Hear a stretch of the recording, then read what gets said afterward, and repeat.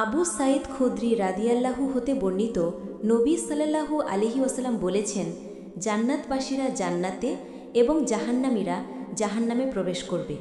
অতপর আল্লাহ তাআলা ফেরেশতাদের বলবেন, যার অন্তরে সরিষার দানা পরিমাণও ঈমান আছে তাকে জাহান্নাম হতে বের করে আনো। তারপর তাদের জাহান্নাম হতে এমন অবস্থায় বের করা হবে যে তারা পুড়ে কালো হয়ে গেছে। অতপর তাদের বৃষ্টিতে বা হায়াতের বর্ণনাকারী মালিক রহমহু শব্দ দুটির কোনটি এ সম্পর্কে সন্দেহ প্রকাশ করেছেন, নদীতে নিক্ষেপ করা হবে। ফলে তারা সতেজ হয়ে উঠবে, যেমন নদীর তীরে ঘাসের বীজ গজিয়ে ওঠে। তুমি কি দেখতে পাও না সেগুলো কেমন হলুদ বর্ণের হয় ও ঘন হয়ে গজায়?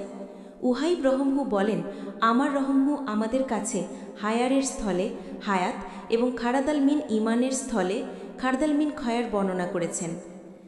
4581, 4919, 6560, 6574, 7438, 7439।